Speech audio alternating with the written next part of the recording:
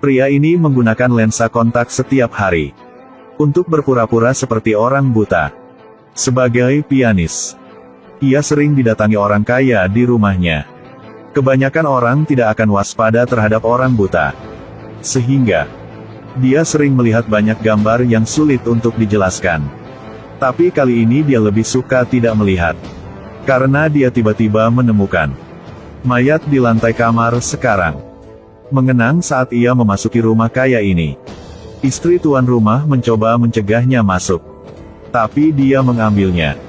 Karena orang kaya bersikeras bermain musik, bocah itu langsung menyesal dengan panik. Dia membuat alasan untuk pergi ke kamar mandi sebentar.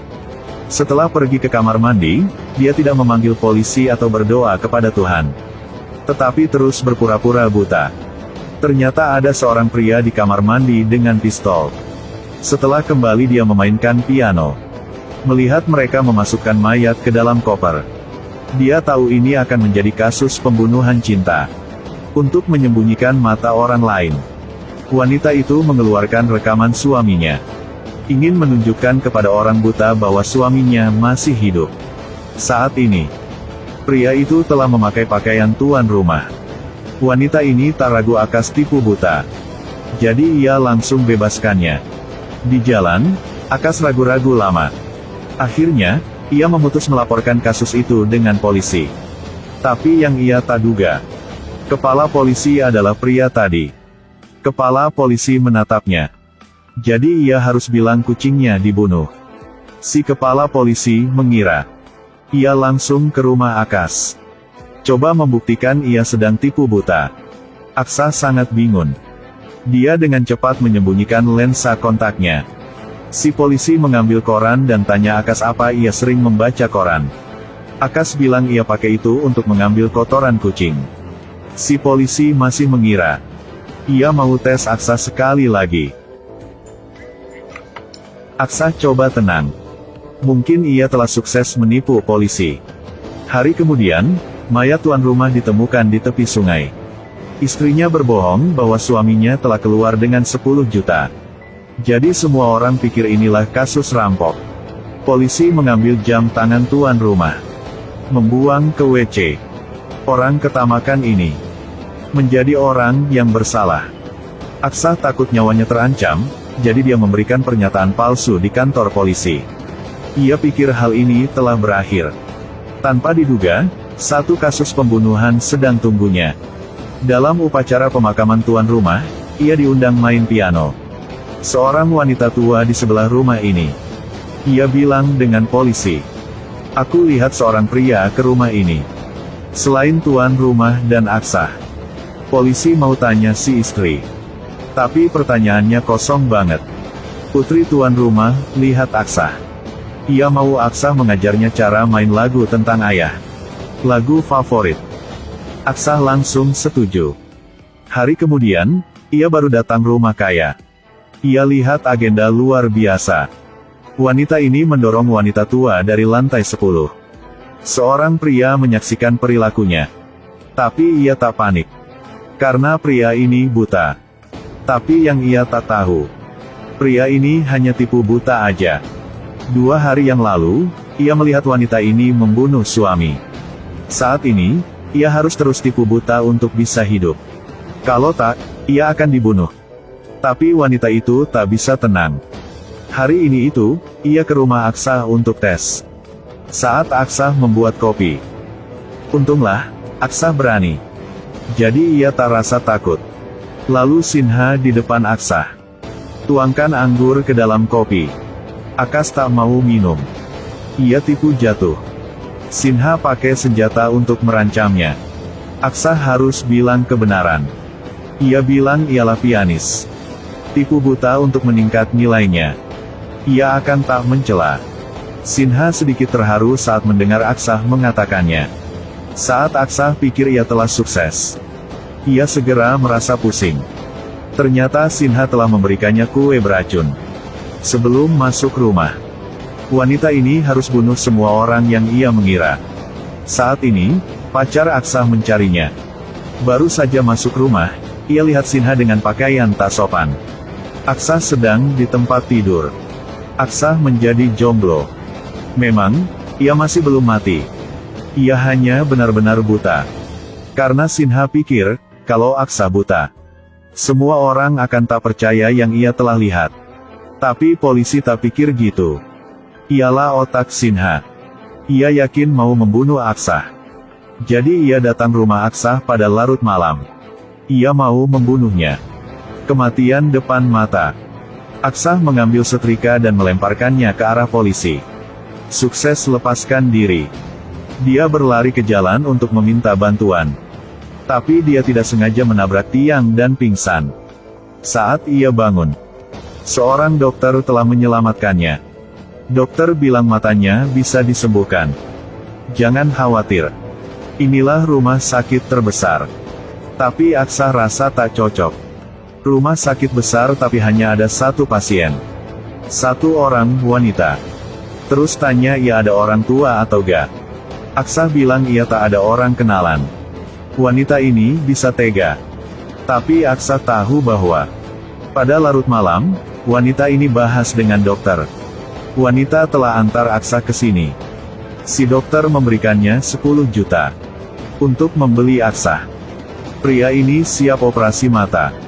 Tetapi dokter membuat sayatan di punggungnya. Dia menyadari orang-orang ini mencoba mengambil organnya. Saat panik, ia bilang ia akan memberikannya 10 juta untuk bisa bebas. Aku akan memberikanmu semua yang aku punya. Tapi ia masih dipukul. Saat dokter siap operasi, si perawat beraksi. Seorang buta gak bisa lihat. Tato di tangannya. Aksah bisa hidup. Saat bangun ia bisa bilang. Penampilan wanita dan suami. Semua orang terkejut. Mereka pikir Aksah adalah dewa, ia ada mata ketiga. Tapi sebelum Aksah buta, ia suka duduk di jalan dan mengamati semua orang. Wanita ini dan suaminya pernah muncul di depan Aksah. Jadi Aksah berdasarnya suara wanita. Wanita ini percaya pada dewa. Tapi ia juga pikir tentang 10 juta. Setelah tanya, Aksah bilang cara untuk mereka bisa dapat 10 juta. Ia tahu hubungan antara istri orang kaya dan polisi.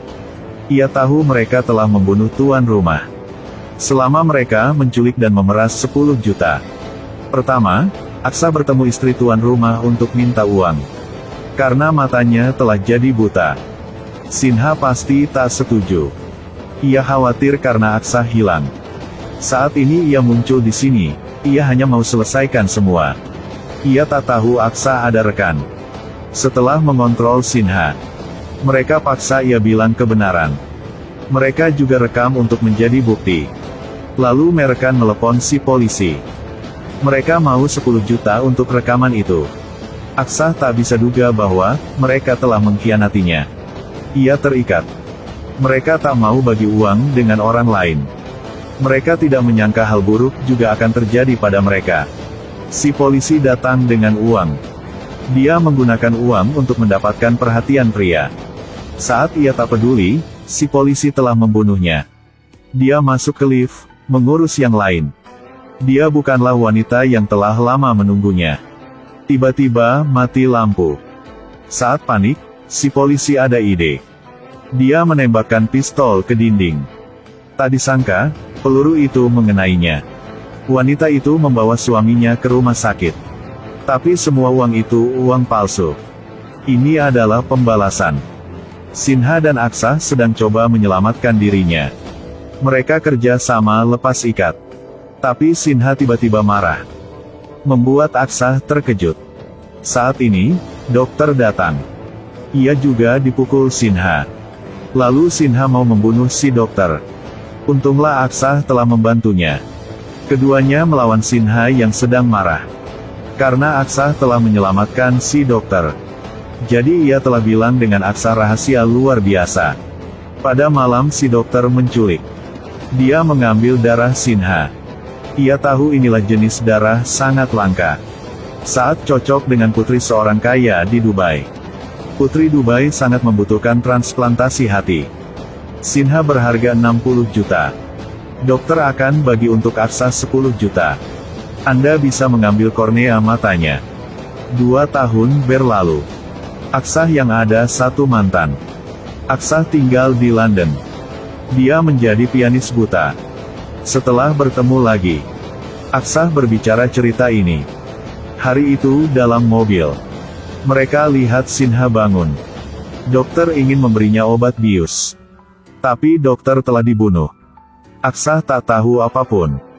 Ia juga minta Sinha, "Dokter, tolong bebaskan kami." Sinha pikir. Ia langsung dorong Aksah dari mobil.